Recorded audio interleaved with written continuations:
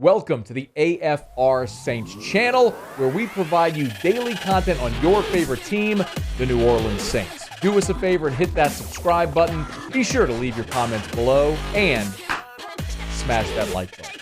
Who dat? ESPN every year puts out their FPI, their football, power index, football percentage index, whatever it is. And I want to be clear, FPI is just a metric. It's not the metric, it's a metric. So FPI post-draft now has updated its NFL rankings.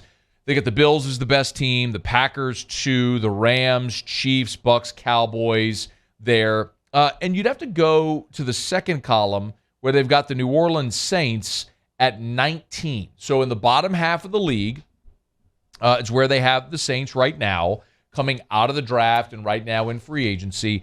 I continue to be a little amazed at how maybe this is just evidence that we're all wrong about this Saints team and thinking that they're going to be better than they really will be.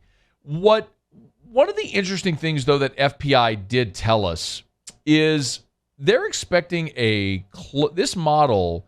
The computers are expecting a pretty close NFC South battle.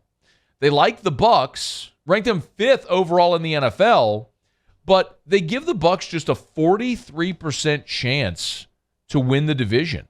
Just 43% favorite to win the division. The Saints are at 32%, just behind. So actually, it's considering. Vegas, if you look at, I looked at the DraftKings win totals. DraftKings has has Tampa at 11.5, and the Saints are at 8. They'd been at 7.5. Apparently, they got bet up a half a game. So the Saints are at 8, Carolina at 6, Atlanta at 5. It's a 3.5 game gap in Vegas, but FPI is kind of projecting it to be a little closer. And look, the reasons, by the way, that they project it to be closer than maybe we all thought. One, they do point out schedule, which the schedule matters. The Bucs are going to face the Chiefs, the Packers, and the Cowboys by way of finishing first place. They'll play 3 first-place teams from a year ago. Meanwhile, while the Bucs get Chiefs, Packers, Cowboys, the Saints get Raiders, Vikings, Eagles. So you would think the Saints have the easier draw there. And then they also mentioned that, offensive-minded Bruce Arians is no longer the head coach. So even though Byron Leftwich is still in place as OC, the offensive-minded head coach of the Bucs out, you're thinking, okay, well, there's going to be a drop-off. But you would say the same thing for New Orleans with Sean Payton no longer being there. It was just interesting to see that FPI kind of gave a little bit of a lean to the Saints and maybe not so much one-sided toward the Bucs in the division this year. Today is an interesting day, though, coming out of rookie minicamp this past weekend where you had the rookies, the undrafted guys, and some tryout players. And the Saints did have some roster moves, as you'd kind of expect coming out of this weekend. The most notable, remember Devine Ozigbo, the running back from Nebraska, the Saints signed as an undrafted rookie in 2019. He almost made the team. He was there to the final cut, but he got cut. Spent the last couple seasons with Jacksonville, with New England. Well, they re-signed Ozigbo. More on that in a second. They also signed linebacker Eric Wilson. He has played quite a bit in his career. He's played almost 1,000 snaps in his career, more special teams, and almost 1,800 defensive snaps with Houston and Philadelphia a year ago. So he's played a good bit of football in his career. And maybe, just maybe, that might be a potential replacement for Quan Alexander if they can't get a deal done. And they also signed offensive lineman Josh Andrews, who last year was with the Falcons, kind of a special teams guy. That could be the Will Clapp role replacement potentially as well. They waived Jalen McCleskey, waived offensive lineman Cole Cabral. They waived linebacker Joe DeBlanco, who was one of the undrafted guys they signed this year out of Cincinnati, Cincinnati Bearcats. And then 2 tight ends, Dylan Soner and Ethan Wolf, have been waived for failing a physical. So the most interesting part of that are the 3 guys they signed. Devine Ozigbo, Eric Wilson, Josh Andrews.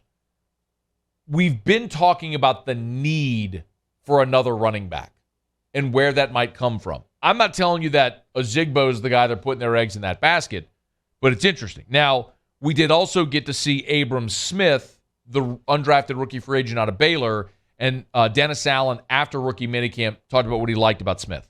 Tough, smart, competitive, really good special teams value. And I think, anytime you're looking at an undrafted free agent, the first thing you're looking at is, okay, number one, how does he make the team? And then number two, does he have the ability to be active on game day? And for a young player, the best way that you have a chance to be active on game day is to contribute on special teams. And so that was an area that we felt like he was really good at. As a guy who played running back and linebacker at Baylor, you better believe that he's got an opportunity to contribute there and could very well be the guy that they develop at running back that they're really looking forward to. So it's worth keeping an eye on, but they do bring back Devine Ozigbo. Mentioned Eric Wilson as well. Linebacker has played a good bit. He may be someone that slides in, and then Josh Andrews, the offensive lineman. Interestingly, though, with Dylan Soner and Ethan Wolf being waived, that's two tight ends. If there's another spot where we kind of look and say, do they need help? It might be at tight end, but maybe not. Dennis Allen kind of seems to like that room right now. I like where we're at from a tight end perspective. And Lucas Crowell was a guy that we thought coming out of Pittsburgh that was a talented player that had some ability that we thought maybe if he came in here and developed that he might be a guy that could come in and potentially do something for us. When you ask about a position and a coach mentions a player, you should always put an asterisk.